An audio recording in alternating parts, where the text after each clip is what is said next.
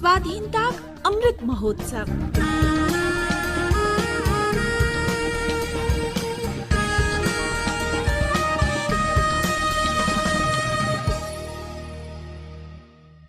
स्वाधीनताक यात्रा आकाशवाणीक संग एकटा राष्ट्रक जन्म।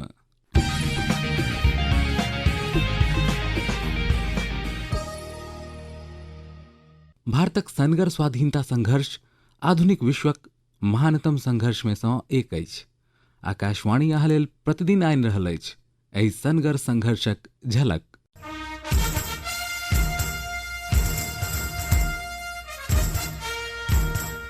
आइ हम बात करब तीनटा बहादुर महिलाक जे औपनिवेशिक शासनक विरुद्ध लड़ाई लड़ली। ई वीरांगना छली तमिलनाडुक वेलु नचियार आ कुइली आ उत्तर प्रदेशक सुभद्रा कुमारी चौहान। वीर मंगई मने बहादुर महिला वेलु नचियार भारत में ईस्ट इंडिया कंपनीक विरुद्ध युद्धक बिगुल फूंकऽ वाली पहिल भारतीय महारानी छली। ओ 1780 सँ 1790 धरि तमिलनाडु में शिवगंगाक महारानी रहली। रामनाथपुरमक राजकुमारी वेलु नचियार युद्ध शैलीक अनुकूल हथियारक उपयोग सहित लड़ाईक कतेको विध आ वलरी, सिलम्बम सन मार्शल आर्ट, घुड़सवारी आ तीरंदाजी में प्रशिक्षित छली। ओ कतेको भाषा जनै छली आ फ्रेंच, अंग्रेजी आ उर्दू सन भाषा में पारंगत छली। जखन युद्ध में हुनक पति मुत्तु वडुगनाथ पेरिया वुडिया तेवरक अंग्रेज सैनिक सब हत्या कऽ देलक तऽ वेलु नचियार युद्धक मैदान में उतरि गेली।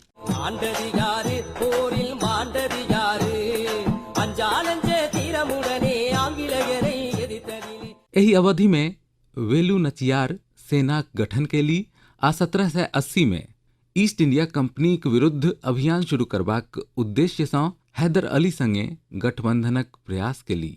जखन वेलु के जनतब भेल जे अंग्रेज अपन हथियार कतऽ रखैत अछि तऽ ओ ओहिठाम आत्मघाती हमलाक योजना बनेली आ सौंसे भंडार जरा देली।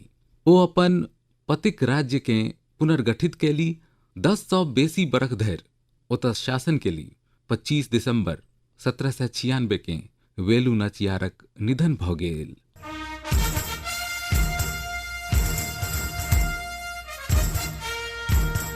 महारानी वेलु नचियारक सेनापति कुइली के भारतीय इतिहासक पहिल महिला शहीद मानल जाइत अछि। कुइलीक जन्म 18वीं सदी में शिवगंगा जिला में भेल छल। ओ वेलु नचियारक समर्पित कमांडर छली आ ओ कतेको बेर वेलुक जान बचेली। कुइलीक निष्ठा आ बहादुरी देख के हुनका सेनाक महिला इकाईक कमांडर इन चीफ बना देल गेल। 1780 में ईस्ट इंडिया कंपनी किला पर हमला करैत काल कुइली अपन देह पर घिउ लपेसली आ अपना आप के आगि लगा कऽ ईस्ट इंडिया कंपनीक शस्त्र भंडार में छरपनिया मारि देली। एहि तरहे ओ वेलु नचियारक जीत पक्का केली।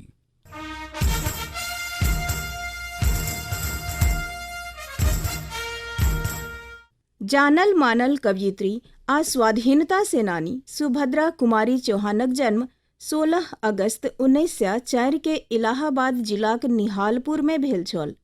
जखन हुनक पहिल कविता प्रकाशित भेल तऽ सुभद्रा कुमारी 9 बरखक छली।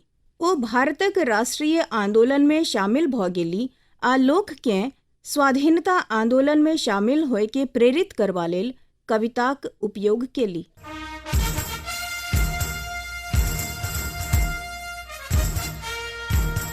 सुभद्रा कुमारी चौहान के बहुचर्चित देशभक्तिक कविता झांसी की रानी लेल जानल जाइत अछि। सिंहासन हिल उठे राजवंशों ने भ्रिकुटी तानी थी, बूढ़े भारत में भी आई फिर से नई जवानी थी। गुमी हुई आजादी की कीमत सबने पहचानी थी, दूर फिरंगी को करने की सबने मन में ठानी थी। चमक उठी सन 57 में वो तलवार पुरानी थी, बुंदेले हर बोलों के मुंह हमने सुनी कहानी थी। खूब लड़ी मर्दानी, वह तो झांसी वाली रानी थी।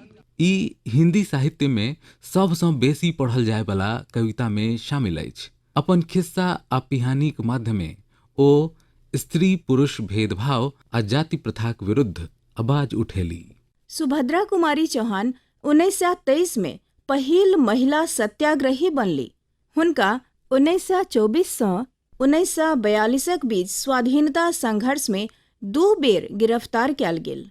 15 फरवरी 1948 के सड़क दुर्घटना में 44 बरखक उम्र में सुभद्रा कुमारी चौहानक निधन भ गेल।